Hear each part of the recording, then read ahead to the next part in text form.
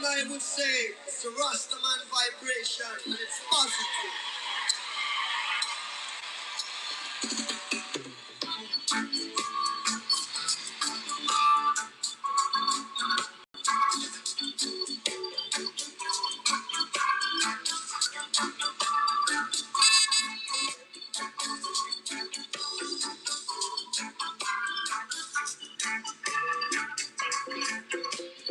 Yes.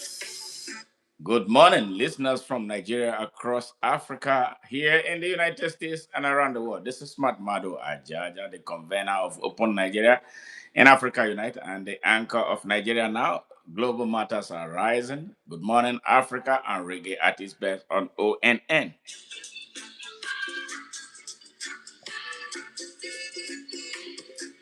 Yes, it's 3:07 a.m. Central Standard Time here in Houston, Texas. What's up?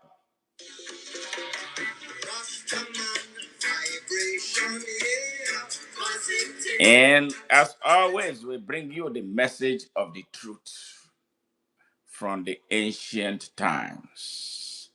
And that is exactly what we're about to do. We're supposed to be holding our reggae at its best tonight, but I'm going to push it to later tonight, Saturday. It was usually it's on Friday starting at 10 p.m. Central Standard Time, but there are some pressing issues that we're going to be talking about. Yeah, but we're going to talk about it strictly under bits and pieces of reggae music from Robert Nesta Marley. Yes, it's about Nigeria. It's about Africa. How are you doing today?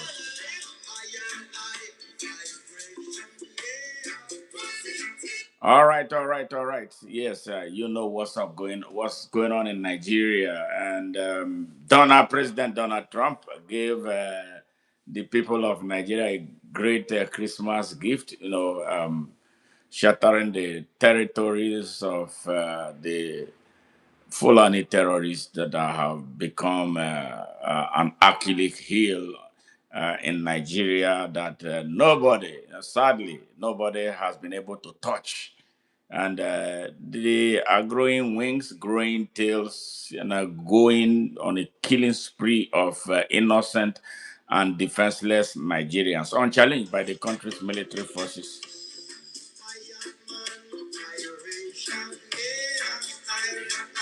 And just last month, a couple of months ago, even more than that, it started with Senator Cruz here from Texas, who raised an alarm about the mass murder going on in Nigeria. He was specific about Christians being murdered in Nigeria, but that was not entirely the whole thing. The truth is that Nigerians are being murdered. Nigerians are being murdered. Nigerians who are Christians, Nigerians who are Muslims, Nigerians who are animists, or Nigerians who are African traditional adherents are being murdered. And I say this because there's no country called Christianity and there's no country called Islam in Nigeria. It is the people of Nigeria that are being murdered. And we thank Senator Cruz seriously for what he did for bringing this to global attention and to the extent that the United States president got involved. But I'm going to give you a blow by blow analysis about what is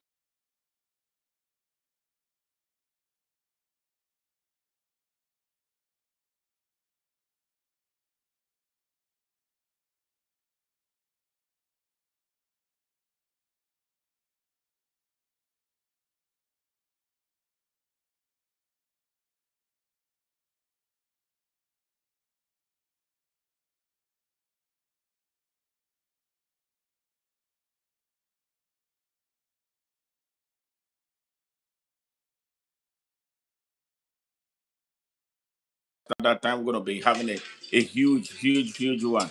Yes.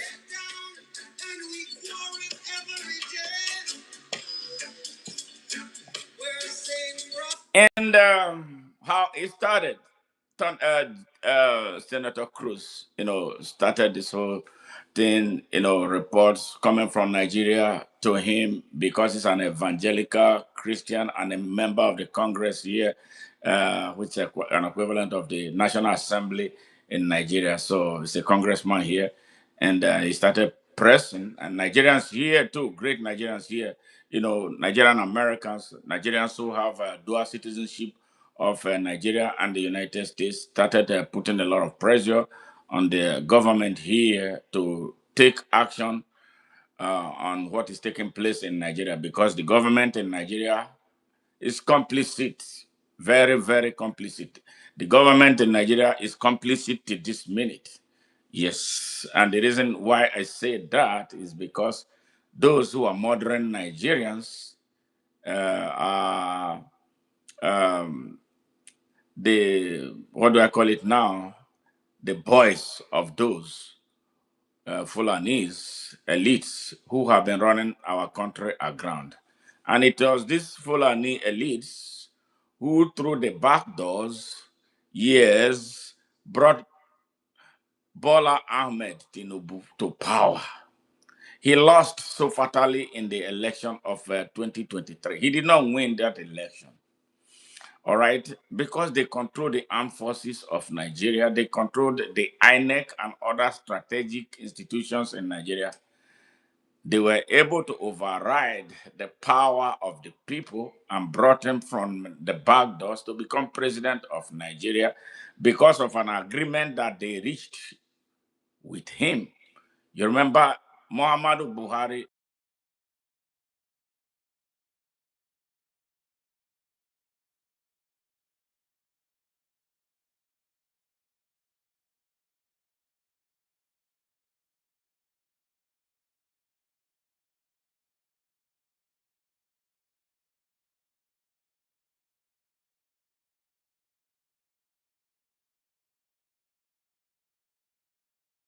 Buhari, the immediate past, the predecessor of Bola Ahmed Tinubu, was the grand commander of terrorism. He was the grand commander of Boko Haram. He was the grand commander, yes, of Mieti Allah, terrorist organizations that have been blacklisted here in the United States.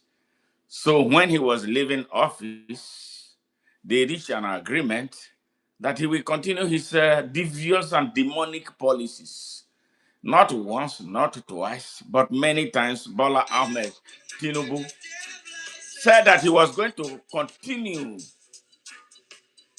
with the policies of Muhammadu Buhari, and he's been doing verbatim exactly the same thing. Yes, exactly the same thing. The tradition of murder, the tradition of kidnap, the tradition of going to kidnap children from their elementary schools, the raping of women. Yes, the further compromise of our security infrastructure. So they were massacring Nigerians with nobody standing up for the Nigerian people. And when people like me stood up, that is when the DSS will have the power to work. The DSS is supposed to be the secret police. All right? When you talk too much, if you have ever done anything with them in the past, they will find a way to frame you up using the EFCC so they can silence you.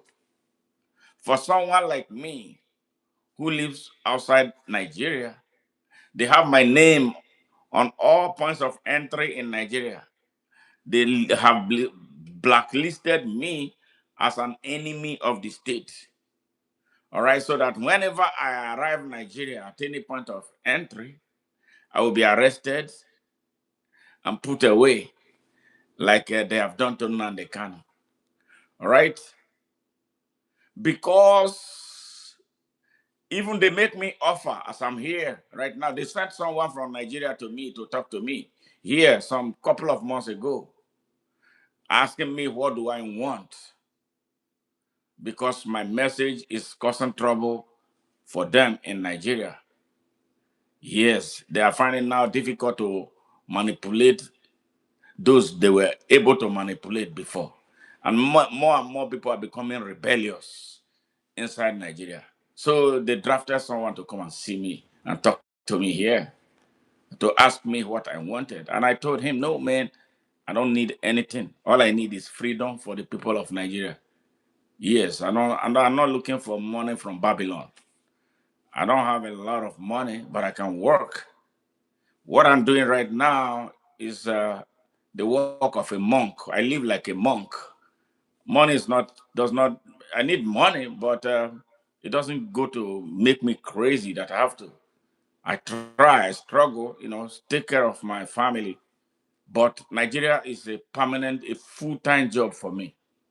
I find I don't know how to explain it to people so they can understand. If there is any person who needs help, I need a lot of help to be able to push this program to raise awareness. I want to travel around the world to generate awareness among Nigerians so we can raise that critical mass of critically conscious Nigerians to take on that Babylon inside Nigeria. But we are doing the best we can, and the best money anybody can give to me is be part of what I'm doing through your subscription, through your sharing of our messages, through talking to people, through sharing our channel. Yes, through doing everything you can. If you can cut messages every 1 minute of our message that makes sense to you, cut it and share it. So it becomes appetizing for people to come and listen to what this crazy guy in Texas is saying. But I say a lot of very positive things because I'm not corrupt. All my life in Nigeria and outside Nigeria, I lived in Nigeria for more than half of my life. I'm 63 now. I left Nigeria about when I was 31 years. All right. I lived in South Africa for a couple of years. That was between 1994 and 1996. And in 1996, I came, September 1996, I came to the United States and have been here since then. I've been home, and because I was hungry, looking for ways to serve Nigeria. Yes, yes. Because I've been looking for ways to serve Nigeria. I even ran a political race in 2019, ran for Senate. And truly, it was a great thing that I did. I was the only one who had the organic vote of people who have sense. The rest said sold their votes. Majority of them are crying today. Majority of the Nigerians you see crying every day, complaining about how hard things are. Whenever they have an opportunity to make a difference, to change their system, they will collect money, allow the criminals to continue to rule them. All right. So I went into that race with my hard-earned money. How did I generate the money? My business took me around the United States. So I know how to save money. I decided not to stay in hotels anymore. I love my comfort for everything because I go around the US a lot. So when I'm out, yes, I want to be comfortable because I drive a lot of times. I drove a lot of time during those times. I don't do that anymore now.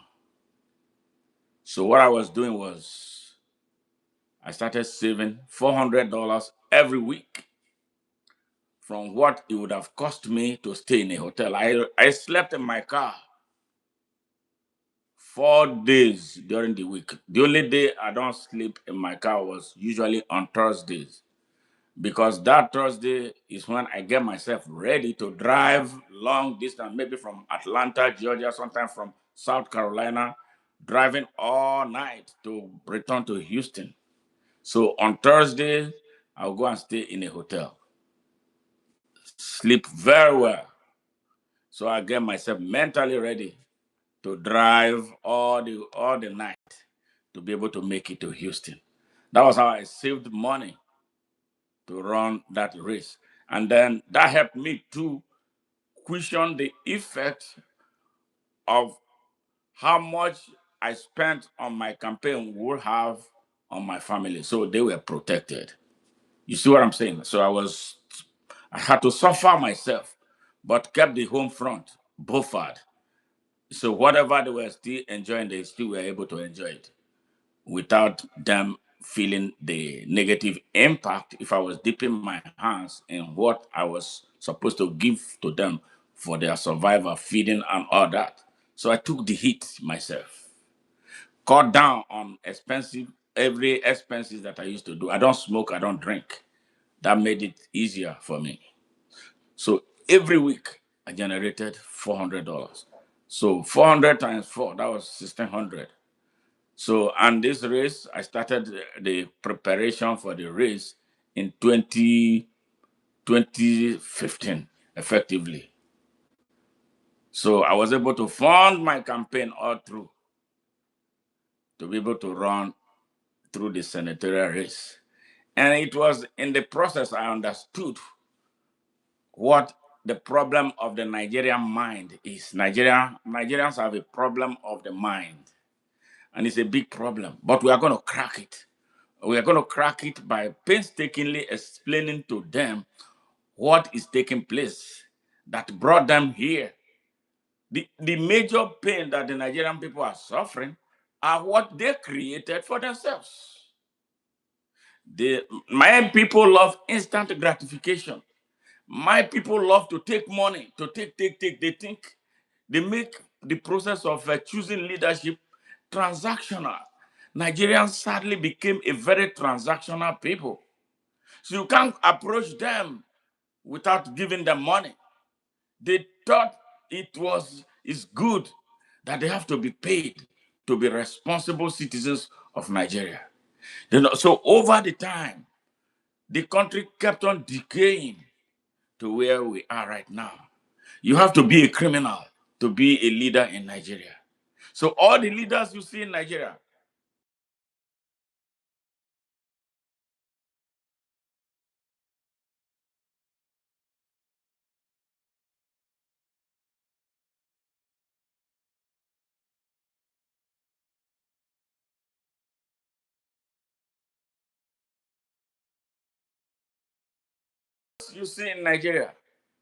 from the councillors to the presidency, are all criminals. All. I am saying it with my mouth wide open.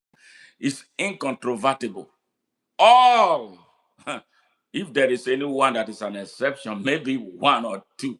But I know that I can tell you that all of them are thieves. All of them are criminals. And a good number of them have blood in their hands. So how do you want such a people to lead a country? So they lead the country to doom, and that is where the country is right now. So that's a digression. Now let's talk about this moment. Um, so when Senator Cruz raised this issue and he started pushing it in the Congress, Nigerians joined, the evangelical people joined. It got to the President of the United States, who made a statement declaring Nigeria a country of particular concern. It was then the leadership in Nigeria started behaving like they were leaders. Yes.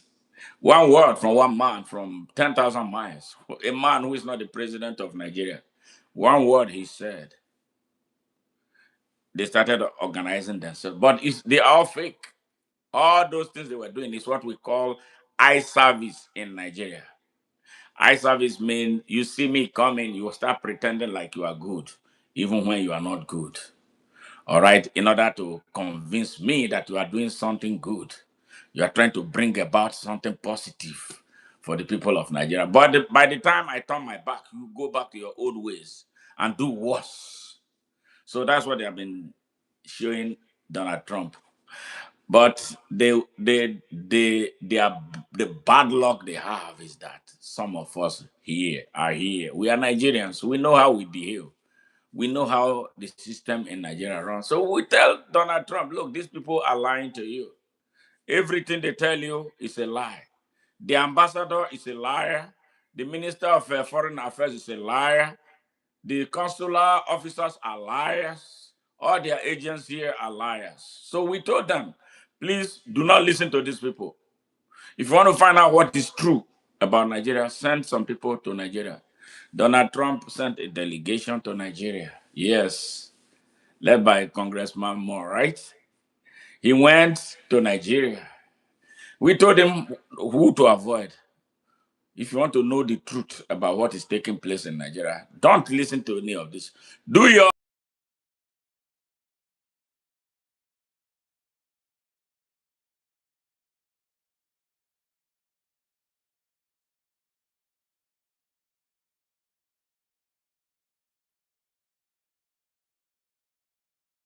when you get to Nigeria,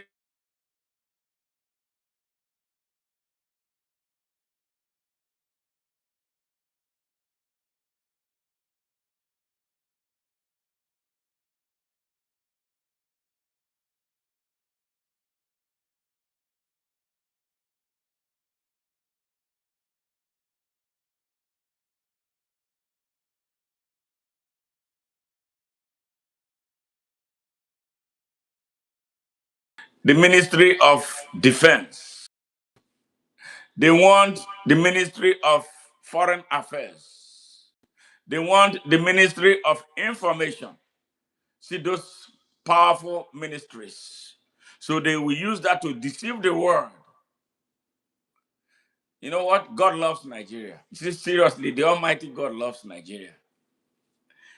I don't know what it would have been if it was President Biden they were talking to, because that's what Biden would have agreed with everything that they will lie to him, and then the people of Nigeria will continue to suffer. So one good thing about Donald Trump, I think he's a man that loves due diligence.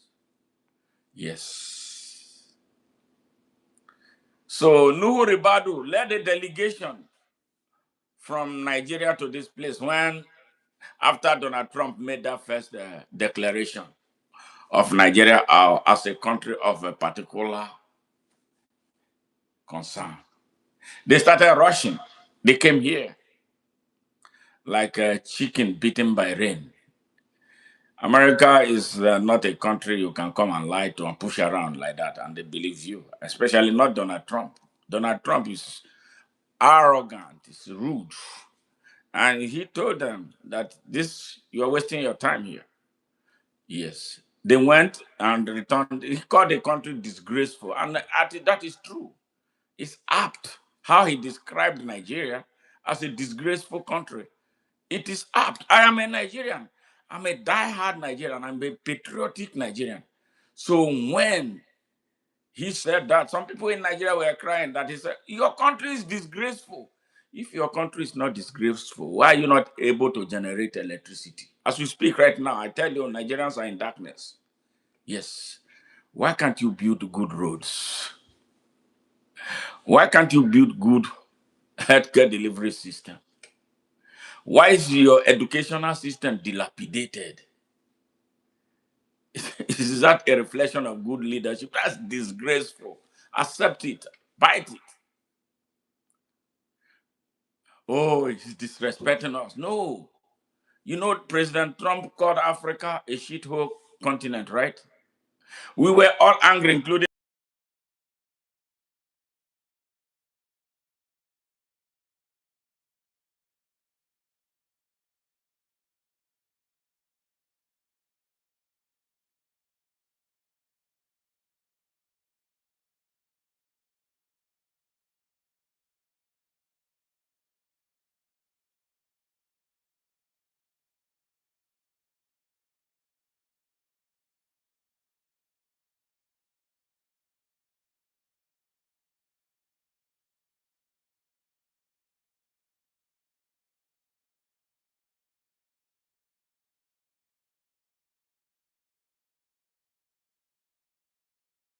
I live a comfortable life here. I can decide I'm not going to Nigeria anymore. I am a US citizen. I can drive on good roads. I don't need more than $500 to feed me myself. Yes, that's me, all right? I can afford to eat in any restaurant that I want, just like many Nigerians here who don't give a damn about Nigeria anymore. Even some think that what I'm doing, that I'm foolish. They will tell me, you are already here. Why are you wasting time on that lost cause called Nigeria? But I always tell them, Nigeria is not a lost cause. Here where you are, some people fought for it. But I don't fault them. That is the choice that they have made. We invest our lives, we invest our money in different directions. I don't have a land in Nigeria. I don't have a house in Abuja. I don't have a house in Asaba. I don't have a house anywhere in Nigeria. The only house I have is my father's house in Nigeria, my hometown. Yeah, I don't need it. If I build a house in Nigeria now, how many times do I go home? I go home maybe once or twice in a year. And then what happens to the house when I am not there? It does what? It depreciates. And every time I have to go home, I have to spend so much money. But I don't have any problem with those who have. I don't envy them. If I want, and whenever I want, I'm going to have to be able to do it. But I channel my resources into enlightening Nigeria. That's my house. The house that I build is the people, the mind of the people, the heart of the people, the psyche of the people, the compelling need for them to start seeing reasons to love their country as true patriots do elsewhere around the world.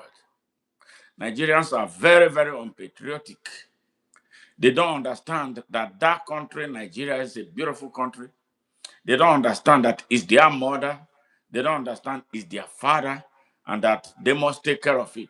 And then they must stand up against any fellow Nigerian who does things to destroy the country, like the country is being destroyed right now. The people are so low in consciousness. So that is why I've taken this very dangerous job of confronting the monsters holding Nigeria hostage. Now back again. So this whole thing started building. The delegation Donald Trump sent to Nigeria came. They saw things by themselves. They went to the areas, all the places where they were massacring people. They saw for themselves.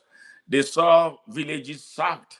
They went to the IDP camps to see millions of Nigerians who were evicted from their ancestral lands and ended up in makeshift ID camps. And they still come there to attack them, to kill them. Fulanis, yes, Fulani murderers, bankrolled by Fulani elites. Yes, they are so savage, so inhumane, so wicked.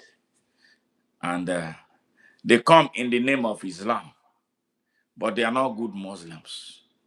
Thank God I have friends who are Muslims, who are truly good Muslims. Muslims from here, Muslims from Pakistan, Muslims. Even I have a Muslim friend from Saudi Arabia.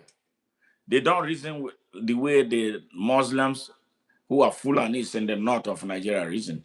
They are goddamn hypocrites. Yes, all of them. They're not only hypocrites, they are thieves. Fulani elites. You want me to give you the names of each and all of them who have had opportunity to lead Nigeria? They run the country down. Every position you put them, they will destroy that position, steal everything in it. And then you come and tell me you pray 5 times a day and you want me to take you seriously? Now, one good thing that has happened in this whole thing is very good. If it was before, when the United States launched those strikes, you will see the whole of Nigeria on fire right now. You know what happened? Nothing. Nobody stood up. They tried to rally their base that America is an enemy of Islam. Nobody came out for them. The reason is because they have bombed bridges everywhere. They have destroyed the Hausa people. Yes, do you know the Hausa people? The Hausa people has a population of over 63 million people in the north of Nigeria. This Fulani minority, less than 7 million, their total population inside Nigeria. Subjugate, have been have subjugated the Hausa people for 221 years. This year is the 221st year that the Hausa people have been in their chains. But through our work and our speeches and our enlightenment, the Hausa people are now waking up. They were Muslims before the Fulanis came into what became Nigeria. They tricked them that the type of Islam they were practicing was not the best one. While they were listening, they launched their attack and then overthrew their government, seized their land, kill all their kings, and they installed their kings. All the northern emirs that you see, Sultan in Sokoto, they are all fake. They stole Hausa people's throne and then beat the Hausa people down. You know, if you know what happened in South Africa, I think that's a child's play when compared to what the Hausas have faced in the north of Nigeria, inside Nigeria. You hardly find an Hausa person. It's very rare. There are very few who are really truly educated. And then the educated Hausa person is not, it's now like they live, it's everything for them is survival. Okay, like they have escaped that poverty. And now they will behave like they are associate Fulanis. They marry Fulani wives, and then they become disconnected from their Hausa race. And I want to blow your mind. You know the richest man, they say, is the richest man in Nigeria, in Africa, Aliko Dangote. Aliko Dangote is some Hausa man. Aliko Dangote is so disconnected from the Hausa race.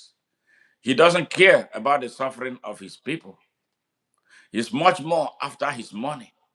So what use is you being a billionaire, richest African billionaire, but your people are suffering.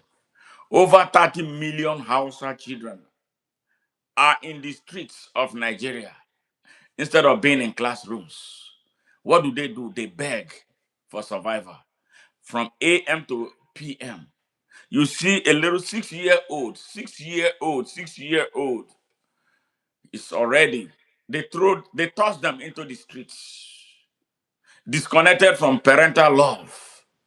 They don't know their parents. Some will come for like 500 miles away into Kano and other cities across Nigeria, especially in the north. Children who are supposed to be shown love, they don't know love. They are not shown love. They don't have anybody to nurture them. No father, no mother. Nobody cares. The Fulanis are governors. The Fulanis are legislators. The Fulanis are members of the state assembly. They make budgets and pocket every budget that they make. They don't take care of the Hausa children. Yes, I am saying it. God Almighty being my witness, and the people of the world watching my witness. That is what the Hausa people are going through under the Jim Crow leadership. Yes, apartheid leadership of the Fulani elites. Wicked, very, very wicked people. Yes, that's what is taking place. So the delegation from the United States stayed 5 days. And was it 5 days? I don't know how long, maybe about a week. And during the process, when they were there, these people went again and were killing. So they killed to tell these people there's nothing anybody can do to us. All right. And then they return here. I think they are filing their reports. They are still not, they have not actually sent the official report to President Donald Trump yet. But I know that their lead gave an interview, I think, to Fox News. How he described what is taking place in Nigeria was horrendous. So you imagine when the final report gets to the table of President Trump. All right. You will understand. Well, I think what happened on Christmas Day was an appetizer. If you ask me to call to tell President Trump exactly what he should do, yeah, well, we'll get to that. All right. So once they returned, they came Bola Ahmed Tinubu, a drug dealer, certificate forger, and an identity thief that America knows very well because he lived in Illinois. He lived in Chicago, Illinois, and he was doing commercial drug business between Illinois and Indiana. If you see the sorry state of Gary, Indiana, where he operated, the hometown of Michael Jackson. If you those who are watching me from the United States who have visited Indiana, Gary, go to Gary. Bola Ahmed Tinubu was one of those who ran Gary, Indiana down through this illicit sale of drugs. That community was wiped out by drugs. This guy has killed generations of Americans and citizens from around the world. He was arrested, prosecuted here in the United States, found guilty. He settled. I don't know why America would make that type of mistake to allow a heinous criminal to go. They collected money from him instead of putting him in jail so that he can roast for the rest of his life. No, they collected money. The best thing they did was asking to leave the United States. He left the United States, got to Nigeria. He became a senator. From being a senator, he became a two-term governor of Lagos State, the richest state in Nigeria. All the corporations that find their way in Nigeria end up there. The excise tax alone and the population in Lagos, he controls over a quarter of the resources in Lagos State, even as we speak. So he put the state in his pocket. If you know Dubai and compare the size of Dubai, there's no comparison when it comes to size of Dubai and size of Lagos. Lagos is supposed to be a heaven. Lagos is supposed to function like New York is functioning. Yes, I can describe Lagos and New York in terms of size and the population. Yes. But there are not infrastructure to drive Lagos the way it ought to do because Nigerians lack the sense of measure. And somebody does one thing, they think, but you go to remote areas of Lagos. I went to one place in Lagos when I was living in Lagos. I started asking, is this Lagos? Orile? If you know Orile, yeah, you know what I'm talking about. Or like, this cannot be Lagos, but it was Lagos. People live in squalor there with Ebola Ahmed Tinubu as governor. He still stole everything. That was how he amassed the money. And then he was building this network of evil. He brought President Bola, what do you call it, Buhari. He funded his campaign. They made him party leader. In Lagos State, anybody he says is governor is governor. You don't even have to vote. Once he says this is you that is going to be governor, that's it. What he did to the people in Lagos, I don't understand it. Any person he says is going to House of Assembly, he's the one going. Anyone that he says is going to be the senator is the one that will be senator. Yes, he made his wife a senator. Now they are they are trying to make his son. His son who looks like a drug dealer too. I think it's something to do. They take drugs. Bola Tinubu still uses drugs. His son, I believe, is using drugs. Yes, his son, his convoy alone will hold the whole Lagos to ransom until he passes. Nobody passes. Yes, Nigeria has become a banana republic.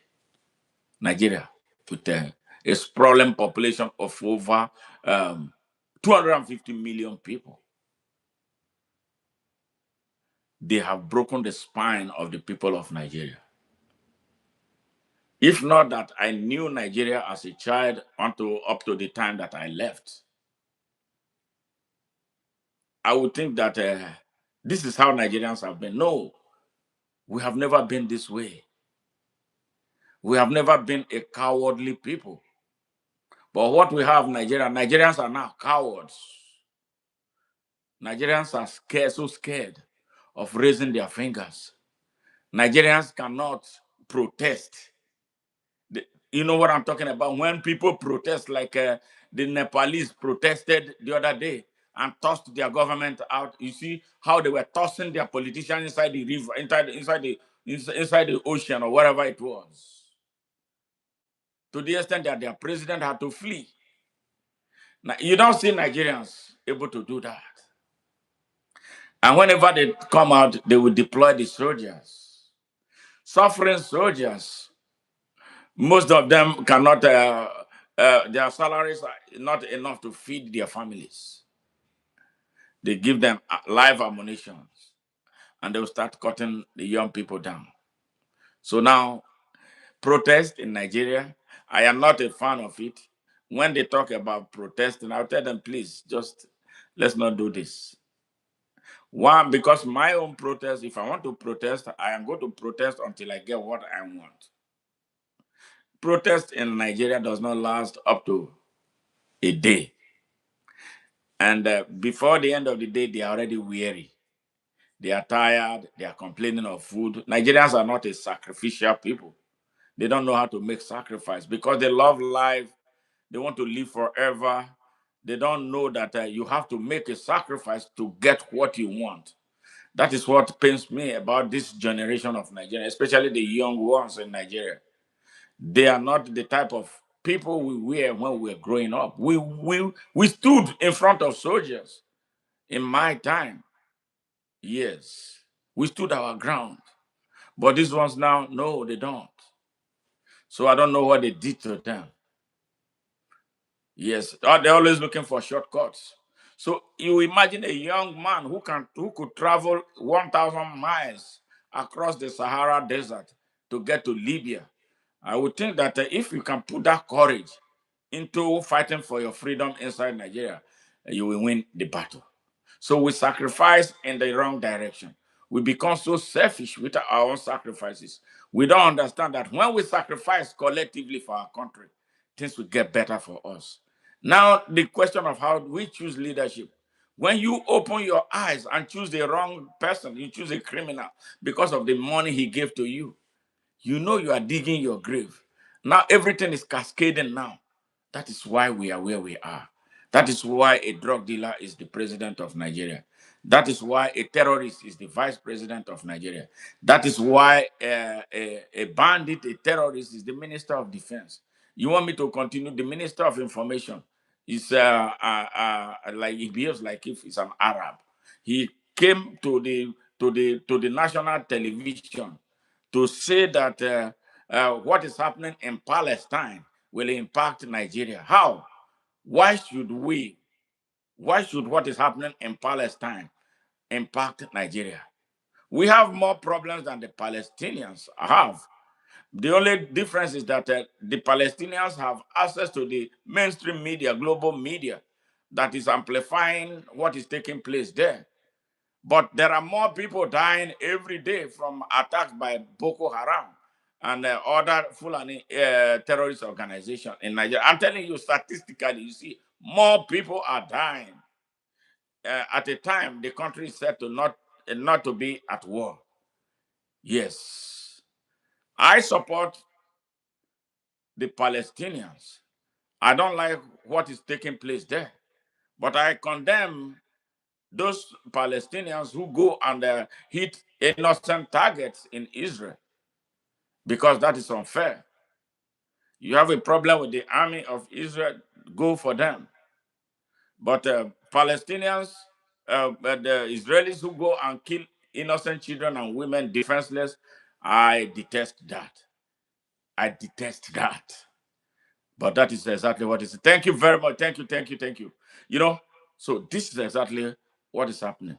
So the same people who accuse Israel of genocide against the Palestinians are committing heinous genocidal actions inside Nigeria, killing fellow Nigerians. Yes, Yes, that is what is taking place. Now, back. So, I believe Donald Trump started, they went and they sent out. I knew that when they came back, they started sending reconnaissance flights around Nigeria to survey what is happening. All right. And they started finding things. America does not strike when they don't have to strike. When they strike with precision. You know, President Trump is very boastful. I don't know if I can get access to how he described what he has a lot of words. How he describes things when he's happy. For success is made. Yes, those were precision guided missiles that they sent to. Now, they didn't strike because they wanted to strike. Did you hear any casualty, any civilian casualty from? No, you will not see that. They took their time to follow these people. They moved from their stronghold and they congregated in Sokoto. That's why they followed them to where they are until they settled down. I think they were doing their time planning activities against the next day. Then they hit them hard, really hard. They hit them. Yes. I want to talk to some of my friends who may be watching.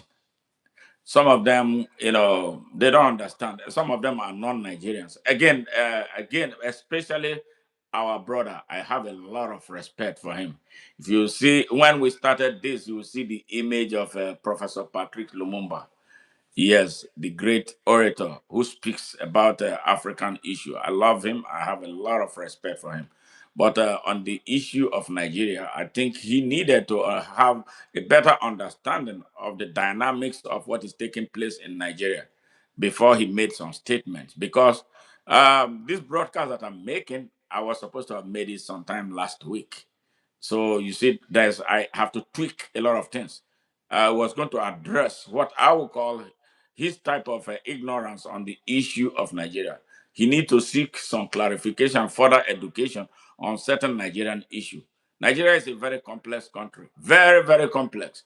The issues around what is taking place in Nigeria is complex, but a Nigerian will understand it and react the best way. So that is why I want to clarify some issues here before my friends who are non-Nigerians and some Nigerians who are ignorant and those who choose because of tribalism or religious nationalism to stay on the other side, even in the face of the truth, slapping them. So that is the thing. I am a Pan-Africanist. No patriotic citizen of any country that is working, that is truly working, will celebrate an external force coming into his or her country to do any type of intervention unless it is mutually agreed. Yes. But this intervention by the United States is worth it. It's long overdue. And I approve it. I have no regret from for saying it before the whole world. And the reason is this: because we do not have a leadership in Nigeria. The people who pretend to be the leaders of Nigeria are behind the massacre of Nigeria and the Nigerian people. Yes, they are behind it. It's just like the America's superpower caught them in a very bad position. They could not wiggle. How can a country be invaded like that and the citizens are jubilating? Nigerians are happy. Both Christians and Muslims are very, very happy with what America did. I don't care if there is any economic undertone behind what President Trump and the United States did. But I understand the pains of my people, and I've seen firsthand from my hometown what happened. They have kidnapped over 100 people in my hometown. And for these people that were kidnapped, they coughed up a lot of money, money that they did not have. Some had to sell their landed property in order to buy back their family members who were kidnapped. Out of the nearly 100 people that they kidnapped in my place, 10 of them died. They killed them. And like I said yesterday during my broadcast, the one that broke my heart more, there were two actually. If I, all of them broke my heart. But this one, a couple was kidnapped. They were going to farm. The wife was pregnant. While in the captivity of these crazy Fulani criminals, the wife went into labor and had a baby. You want to know what happened to that baby? They gave the baby to their dog. Their dogs mauled that baby with the woman watching. The woman started twitching and then she died in their captivity. There was another man who, that one was my friend, childhood friend. They kidnapped him in his farm. Kidnapping him was as if that was not bad enough. They murdered him and beheaded him. They beheaded him. There was another one. That one was like organizing for a resistance. They had an informant from my place who was giving them information. If you are kidnapped, if you have family members outside Nigeria, they will tell you everything about your family members and then ask you to call them, put them on the phone so they can make deals about ransom. They went to this young man's house. When they got there, he was taking a shower. They dragged him out and killed him. Fulani terrorists, masterminded by Fulani elites, wicked Fulani elites. Nigerians, I hope you are hearing this. So that if there's going to be any more Nigeria and you want to vote and a Fulani elite comes to you for your vote, you will be a bastard for what they did to Nigeria for 65 years, to line behind any of them, to give them your vote. They are not Nigerians. They don't believe in Nigeria. They don't love Nigeria. The only thing they love about Nigeria is to control the country's economy, control the country's resources. Their vision is a vision to build their Fulani country called Sokoto Caliphate. But I pronounce that caliphate dead. That caliphate will not stand. And they will be defeated. Yes.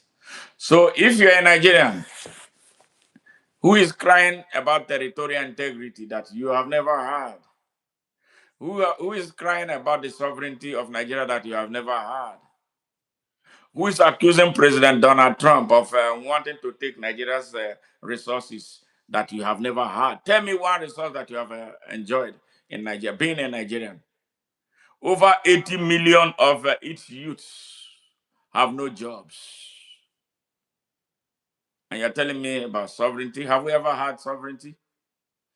Tell me, where is the sovereignty of Nigeria? Have we ever had it? Where is the territorial integrity of Nigeria? Have you ever had it? With the north open from to terrorists from the Sahel, as far as from Libya, Morocco, Algeria, they pour into Nigeria with their dangerous weapons.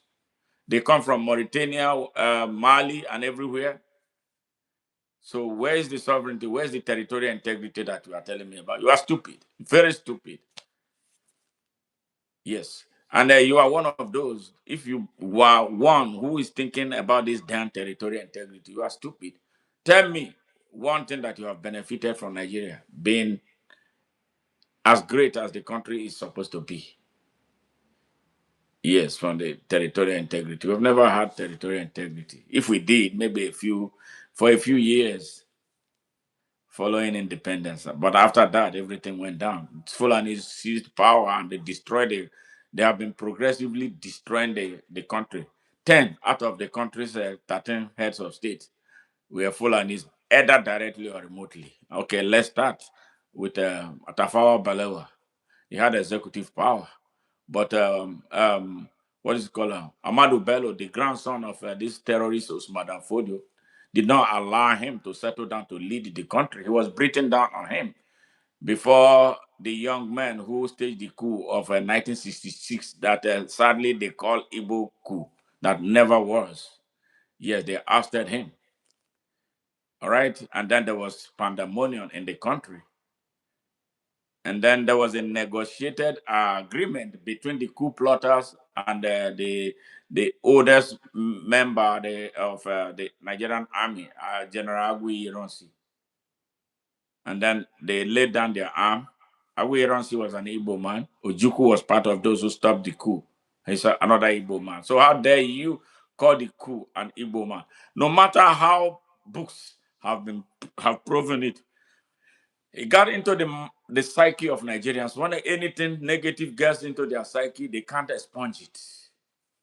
But Babangida proved it the other day. He came out. He was a beneficiary of the mayhem against the Igbos. He came and apologetically said that that coup actually was the best revolutionary coup in Nigeria. Yes. Now that's how they came. Agu Ironsi, within 6 months, they murdered him, they massacred him and killed him. And they said Mundau, meaning we are back. All right? Mundau means we are back. They brought General Yakubu Gowon. All right? General Yakubu Gowon is not supposed to be a Fulani, but you have to be a Fulani to lead Nigeria. He changed his name from Jacob to Yakubu in order to fit in. And then he had this fake Northern nationalist thing. When you hear about North or being a Northerner, you are talking about Fulanis. The concept of the North benefits them. When you hear about Northern leadership, go and look at the composition of the leadership. You see, you guaranteed 99% of them are Fulanis. But they rob Nigeria in the name of the North and give absolutely nothing to the people, suffering people in the North. So this is why I keep telling young people growing up now today who call themselves Northerner, I say it's a curse. Being a Northerner is a chain. You have to break that chain. You can do something better. You can identify you. I don't identify myself as a Southerner. I am a Nigerian.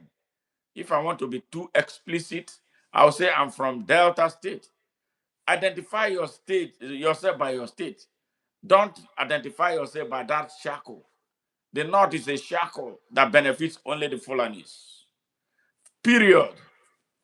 The Fulanis who deny Hausa people education. The Fulanis, if you didn't know now, the Fulanis who deny Hausa people entrance into the Nigerian army. But they speak Hausa. You think that everybody who speaks Hausa is an Hausa person. Now they are being exposed for who they are. They are apartheid minded people. They are wicked, savage, inhumane, yes, insensitive, and very, very wicked. So we have to identify them for who they are. In the midst of all these killings going on, you don't hear a typical Fulani man coming out to condemn the killing, to call out fellow Fulanis who are destroying the lives and property of fellow Nigerians. No, you'll not see it. None of them. And then what you see, the best you see, The some will come and say, this northern insecurity in the north. No, it's a Fulani created insecurity. So they use the north as a smoke screen to escape being called out for who they are. But I am calling out people from my hometown who are hurting Nigeria. If you know Dr. Okowa, is the governor. He was governor of Delta State for 8 years. We are from the same place. I don't like him because he's crooked. I don't like him because he hurt the people. I don't like him because he was one of the most terrible governors Delta State has produced. And I say this everywhere at all times. We are still from the same place. But that does not mean that I have to close my eyes to what he did that hurt Nigeria and Nigerians. The central bank, past central bank governor, Mr. Ifeanyi Emefiele, he's from my place. He's a disaster. He was a disaster, a criminal who opened the vault for Fulani elites under Buhari to, to ransack the country's financial sector. They destroyed it. In the process, when he opened the vault for them, they were stealing, and then he was stealing his own. Guess who is in jail? He's the only one that is being prosecuted. Yes. And he gave Dangote $20 billion from Nigeria's coffers to start his refinery. But four of Nigeria's refineries, none of them is working. Insider trading, championed by Fulani elites. Hadi Srika created a fake Nigerian Airways, right? Towards the end of Buhari's tenure. He went to Ethiopia, took an Ethiopia jetliner, put a Nigerian Airways logo on it, and they came and launched it in Lagos or Abuja as a Nigerian fleet. Yes, involving billions of dollars fraud. Addis Rika, where is he? He's untouched. Yes, Mr. Idris was the country's accountant general, a Fulani man. He stole over 80 billion naira from the coffers of the Nigerian government. Where is he? Idris is walking free. He's a Fulani man. DSS director Yusuf Bichi, who compromised the country's national security as director of DSS. A man who turned his face the other way when Boko Haram came to the central prison in Kuje near Abuja and freed all their members in a 3-hour operation. There was no police nowhere, no DSS operatives anywhere, no Nigerian army anywhere. They successfully released everybody that they wanted to release. That's a Fulani man, a Muslim, and he prays 5 times a day. Issa Pantami, known in global intelligence circle, especially the United States, called him out, warned Nigeria, this guy has ties to terrorist network. Buhari kept him as Minister of Digital Economy. The best he did was create a program that was used to steal the identity of Nigerian people. Yes, terrorists. Pantami is working. In fact, people go there to negotiate with him to be a part of their political party.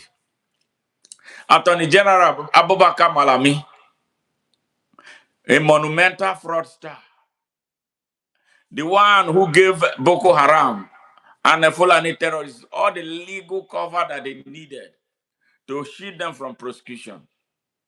Yes. A Fulani, a Muslim. He prays 5 times a day. All right?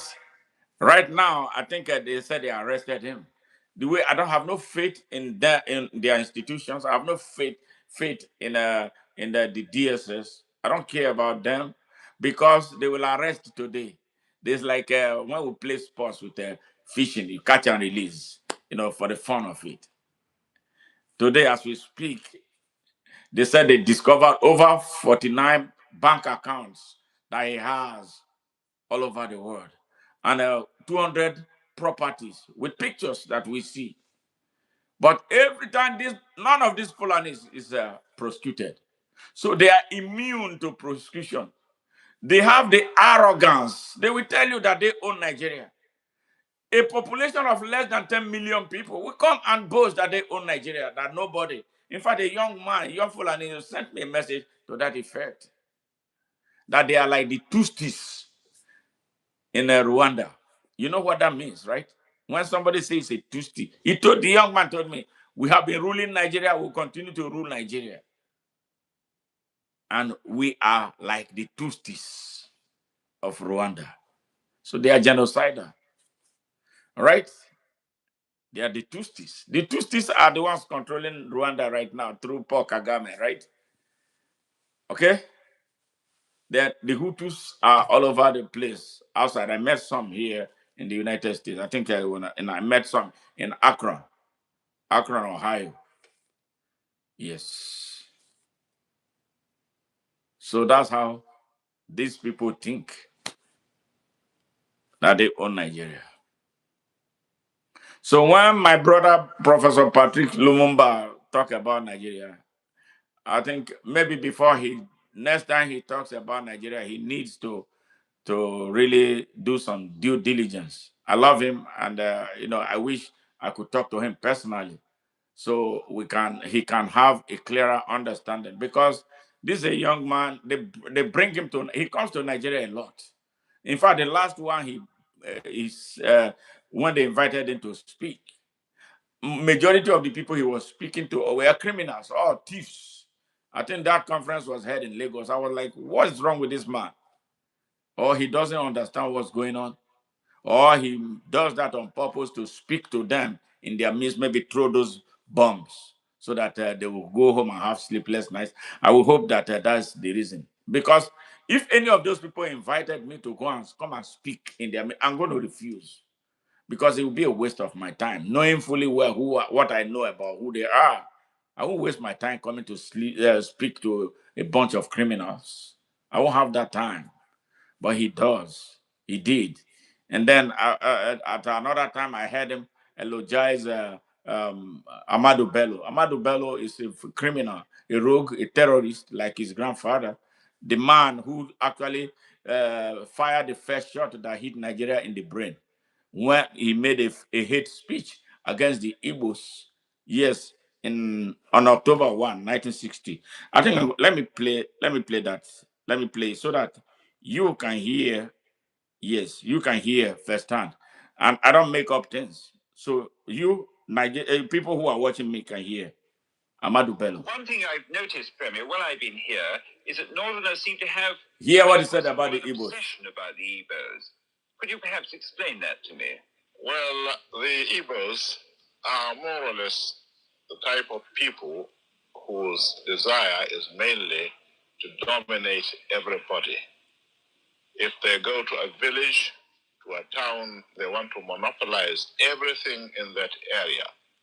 If you put them in a labor camp as a laborer, within a year they will try to emerge as headman of that camp, and so on. Well, in the past, our people were not alive to their responsibilities, because you can see from our northernization policy that in 1952, when I came here, there weren't 10 northerners in our civil service here. And I tried to have it northernized, and now all important posts are being held by northerners.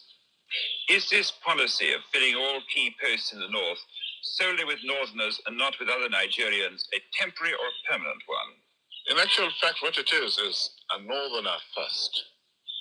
If you can't get a northerner, then we take an expatriate like yourself on contract. If we can't, then we can employ another Nigerian, but on contract too. This is going to be permanent, I should say, as far as I can foresee, because it will be rather dangerous to see the number of boys who are now turning from all our learning institutions coming out with having no work to do. I'm sure whichever government of the day might be, it will feel rather embarrassed, and it might even lead to bloodshed. Doesn't this damage the idea, sir, of all people in all regions in Nigeria being fellow citizens of one country? Well, it might, but you are, I mean, new to our region, but how many northerners are employed in the east or in the west? The answer is no. And if there may be 10 laborers employed only in the two regions. Did you hear that? That was Nigeria's leader, a Nigerian leader at independence. So if you are looking, if you are watching, you are fair. And I don't know what will go through your head. I'm believing that everybody heard what he said. That is sad. That is painful for a country at independence. And he gives him out as someone who is intellectually incapacitated. So if the impression is that young people, let me say from the north, assuming, because I don't share in his ideology, he must be a bad leader who cannot create jobs. Does everybody have to come and work in government, have to come and work in the civil service for a leader who has foresight, who can develop blueprint that would lead to job creation, either through the government or in private sector? That tells you how mentally redundant he was. He spoke so eloquently, and then he was protective of his Fulanis. He did not send Hausa people. He did not provide access to education to the Hausa people. And now, from the benefit of hindsight and my interaction with a lot of people from across Nigeria, I speak with everybody. I speak with a lot of Fulanis. You know, the impression that I have sometimes, jitters go down my spine. Like, okay, this is Nigeria. Even though I had my own experience when I was living in Nigeria, my own sad experience again in that north of Nigeria. You heard what he said, that if there was no northernized employment and everything in that region, because it was the premier of northern Nigeria. This is supposed to be one country. Our independence was premised on one Nigeria. They did not say north, south, east, or west. All right, that's what our independent declaration document says: one Nigeria, one destiny. All right, so is this not a contradiction? Now, he went on to say that in situations where they did not have a northerner to hire for any position, they will first choose an expatriate. An expatriate, like the man, the BBC reporter that was talking to him, which means they will find a white man, before they can. If they can't find an expatriate, they turn the expatriate to be employed on contract, right? And then if they cannot find an expatriate, a European expatriate that they could hire on contract, they will find a Nigerian, and they will hire that Nigerian on contract. And that was, he saw that policy as something that was not going to end in the foreseeable future. And guess what? That is what it has been, and it's still happening in that part of the country as we speak. Because I lived in the north for 8 years. I worked at the National Orthopedic Hospital in Kano. But I had a cousin who was teaching.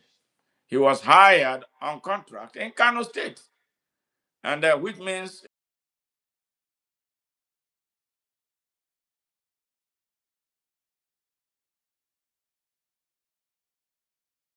anytime they found some from,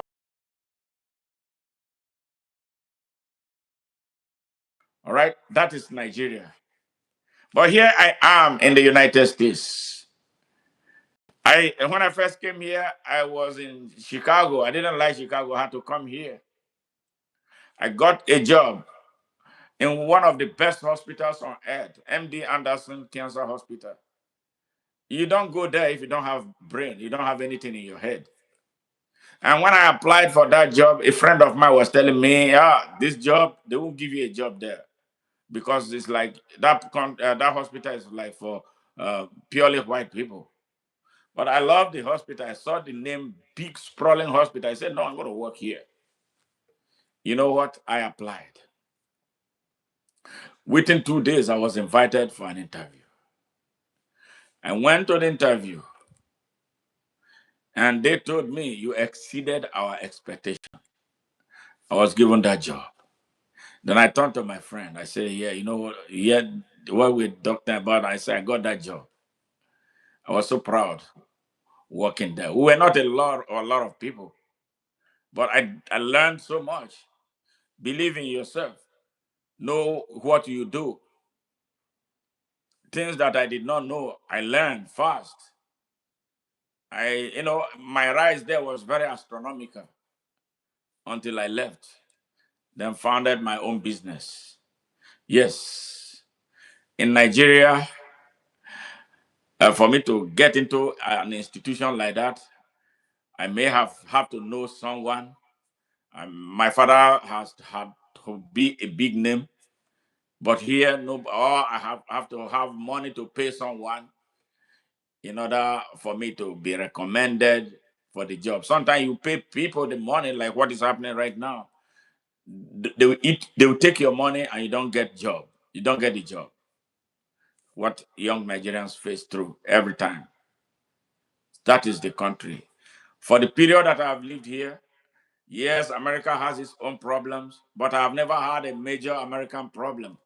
The only major American problem I've had is America trying to secure its country. Was when I went to Galveston. I think that was 2002, 2003. All right. I went to Galveston with a cousin of mine who was visiting the United States. In Nigeria, we studied world geography. So we learned something about Galveston Island. So he came, he said he wanted to visit Galveston Island. So we went there together. We had fun, went to the beaches and all that. So when we finished, we went home. What happened the next day was scary. I didn't know that somebody gave my license plate number to the FBI with an allegation that I was taking pictures of tall buildings.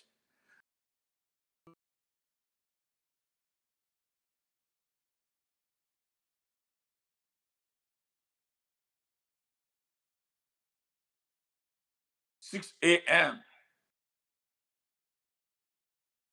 and rushed out. What did you do? What did you do? FBI is here. I said, no, man, I didn't do anything, but I can talk to them. So I allowed them come to my house. There were two. One was black, the other one was white. The white one was so rude. So I told them no, because I was confident of myself. I told them no, you don't disrespect me in my house. I am not a criminal.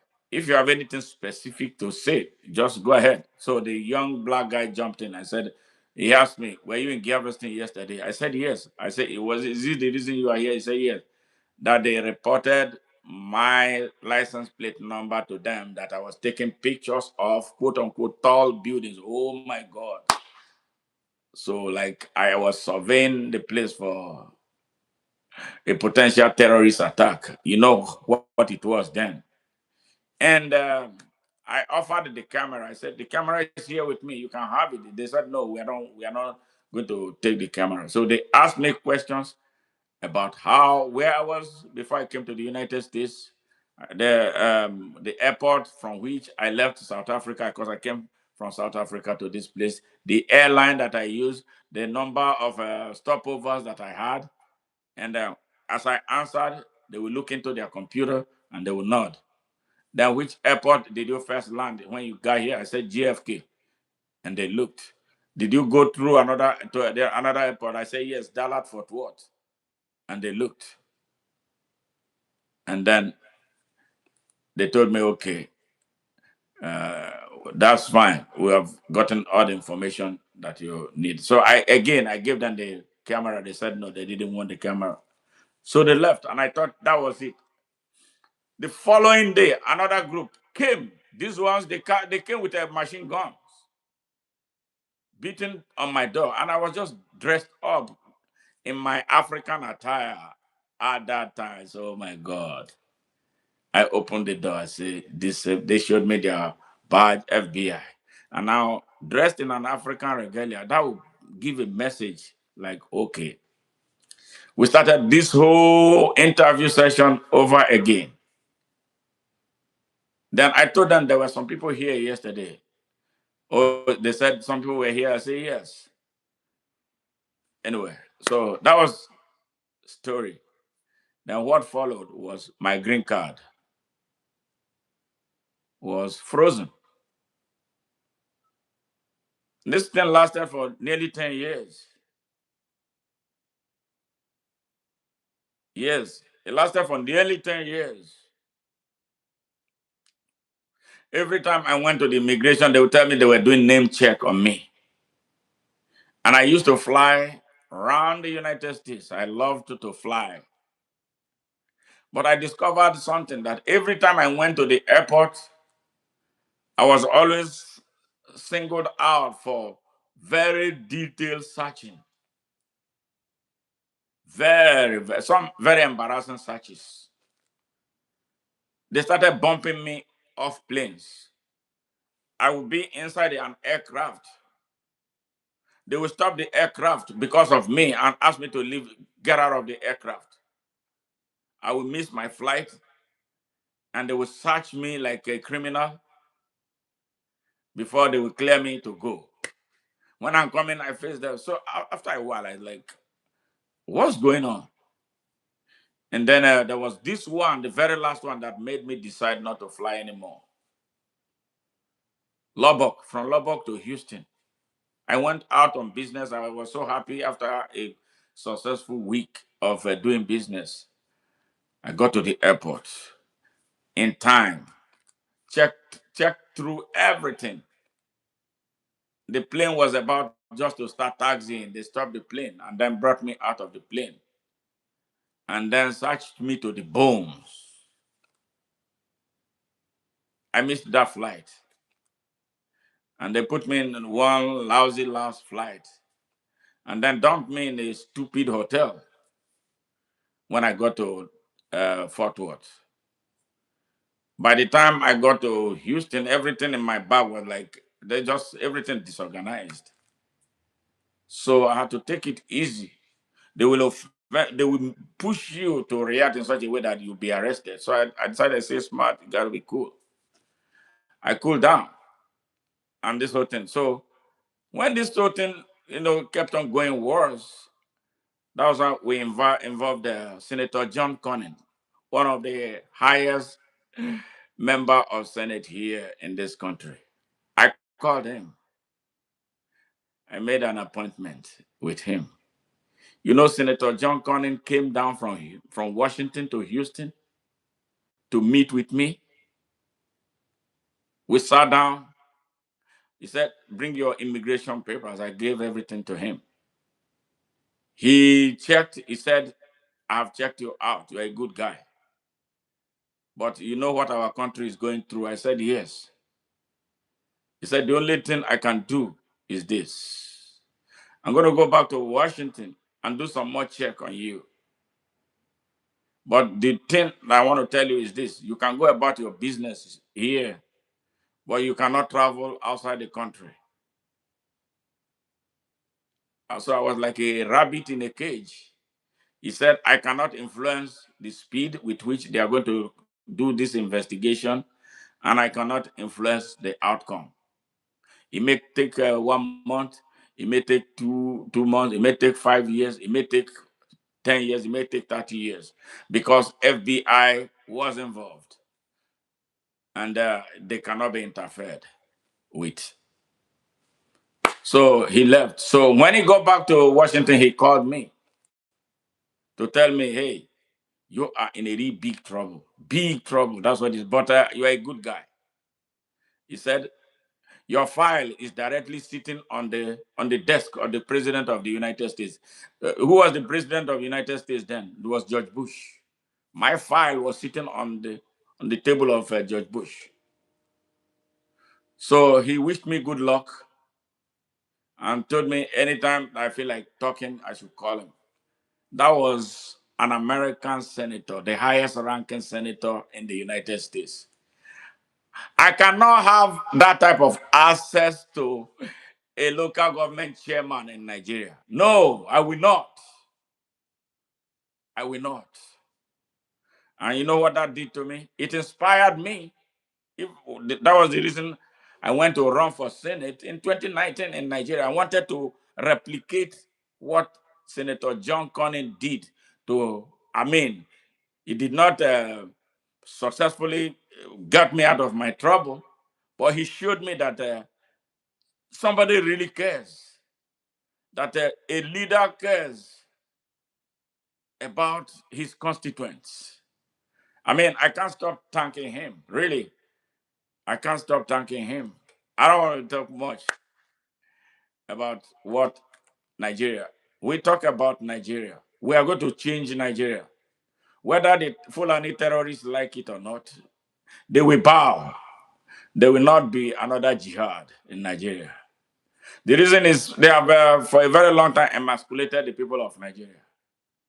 But we will bring confidence back to the minds of the Nigerian people to stand up for their country and to start fighting for themselves, for their country, and for their children and their unborn generations. That is a promise from me. Yes, big time. Yes, so the sorry state of where we are right now, we don't have leadership. We don't have the type of people who are sensitive, who are responsive, who understands the importance of a nation building. They are bad as leaders, and the people that they lead are mostly unconscious people, the people who have given up on their country because they believe that there are some people who are made to direct them. Sadly, they are directing them in the wrong direction. And now the people of Nigeria has resorted to God and prayer. It makes God look stupid the way Nigerians behave about God. You can't talk to God when you are not ready to move. God is action. Prayer is action. You can't pray, or you can pray all you want. If you are not acting, you are not moving, you are not doing anything, your prayer will never be heard. So that is a sign of submission to the whims and caprices of evil. That is how bad Nigeria is right now. So sad that the country is the way it is.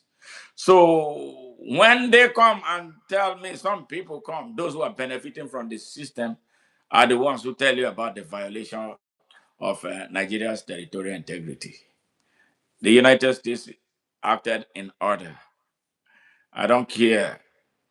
I would prefer that the people are free and they are not being massacred anymore by Arab driven Fulani mindsets.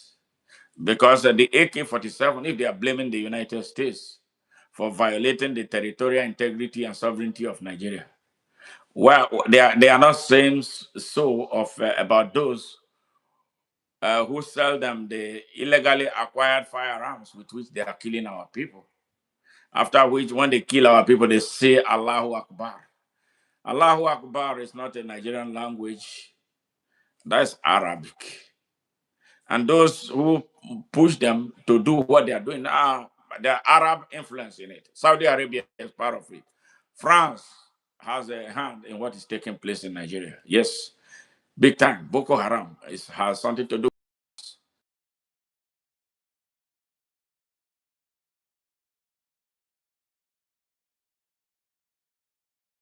and elites make a lot of money. So that is why Nigeria is economics, it's big time money.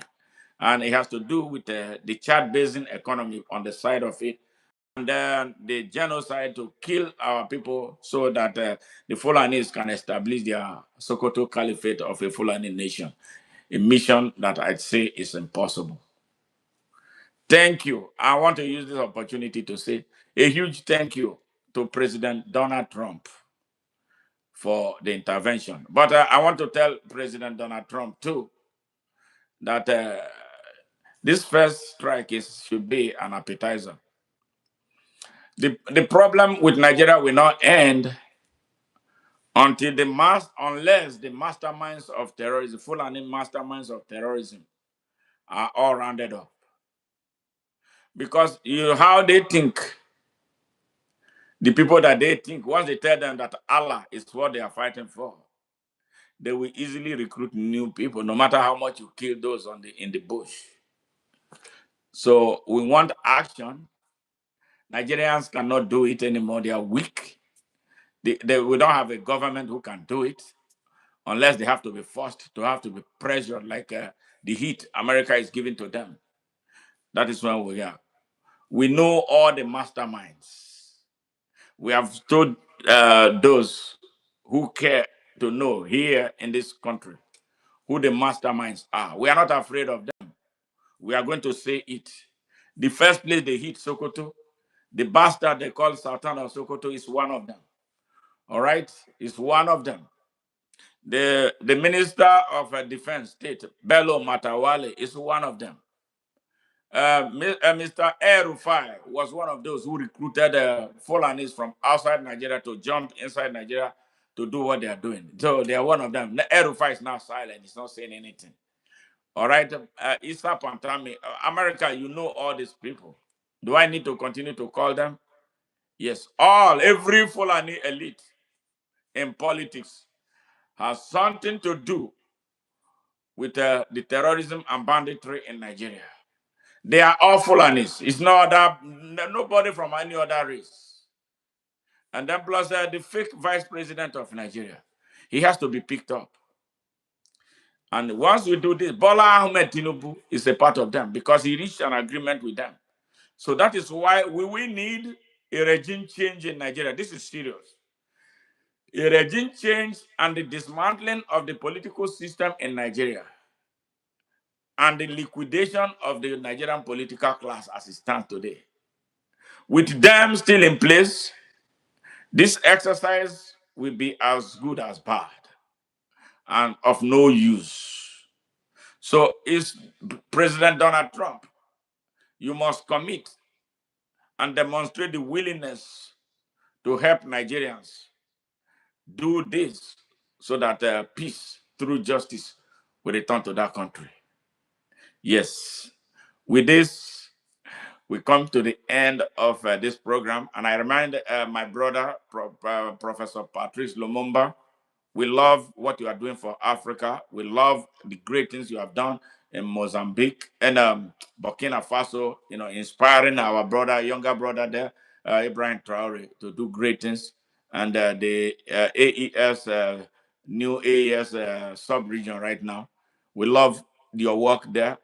We want to collaborate with you, but it is very important too you understand the Nigerian situation so that you give a fair analysis, and then that Nigerians needs not one section, all Nigerians need protection. As much as we are talking about Pan-Africanism, and then when we condemn foreign people coming into our country, we must understand too that the reasons that they give for coming, whether they mean it or not, they are valid reasons. Our people are being murdered, and our governments are not able to provide the security of life and property to those who need them in Nigeria. So we all need to be free. We all need to be safe. We all need to be secure. So I am not a fan of this blanket thing that will say, okay, America is coming to violate another African country. No, no, no. We have to look more clearly at what this situation is. Why did they come in? Why are they coming in? So what is it that interests them beyond economics? Yes, Well, we live in a global village now that they call the earth, right? The world is a global village. And we need economic collaboration. We need to be able to work with some people because we don't have everything. We need to learn and give. But the one, like you and I agree, that Africa should stop trading raw materials. We should trade finished goods. So those who want to do business with Africa must come and establish industries here that will employ our people and keep our young people in the shores of Africa so that they won't go to places where they will face deportation and order. That is where we stand.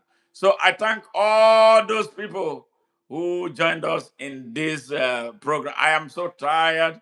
I would call each and every one of you for the great contributions you make. Let me see how much I can read here. It's a lot of, it's a lot, it's a lot, man. It's a lot, it's a lot. Thank you, thank you, thank you, thank you. Wow, this is much. Yes, it's 4:41 a.m. here. Thank you. We say God bless you for being bold to tell the world who started the war and trouble in Nigeria. And later they still get the Igbos up. Up. Good. Thank you very much. That was from Jaguar Lion. Jaguar Lion. Thank you. All right, all right, all right, man. I am. Woo! My goodness. Thank you. I love you guys. I love you guys. I love you guys. Thank you. Thank you. Nigerians, the people of the world, just Nigeria needs help. All right? Nigeria needs help. We cannot do it by ourselves. Nigerians have been so weakened that they cannot rise up. It's impossible for Nigerians to rise up with the way things are right now. The people of Nigeria have been so badly weakened, beaten down.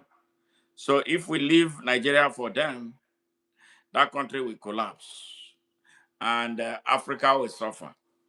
And when Africa is destabilized, that's one half of the world will be destabilized. And the scramble for Africa is in top gears. So we want a Nigeria that is stable. We want a Nigeria that will work for everybody, that work for Nigeria, work for Nigerians, and work for Africa and the rest of the world. We need one another, in this world of competition. We do need one another. And the only way we can do it is through peace, through justice. Nigeria has been such an unjust country for no just reason. Not because we don't have the resources, not because we don't have everything that we need to survive, but because some people don't want the country to work. We want the country to work. It's our country, and the only people who can make it work is significantly us. Your house can be a lot. Yes. Nothing really worked in our old bathtub. So Matt and Claire decided to call West Shore home. Yes. So that's what it is.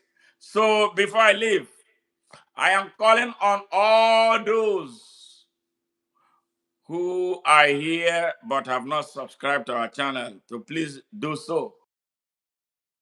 Your subscription will help us grow and advance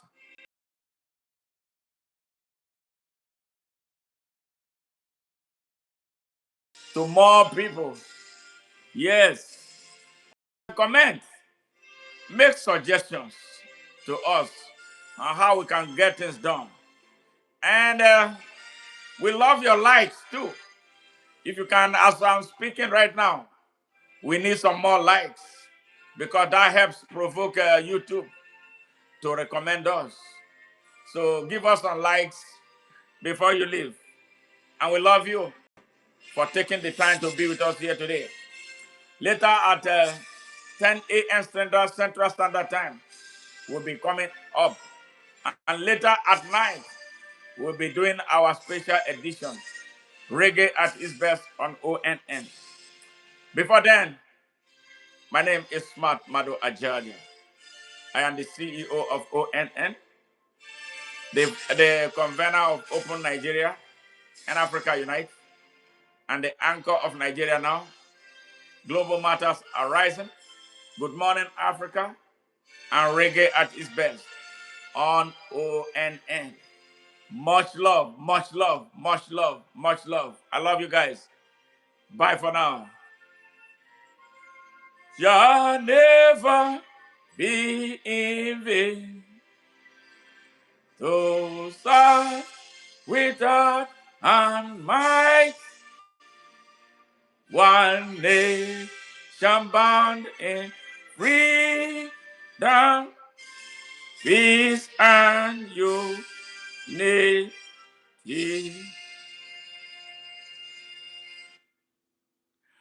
Bye-bye.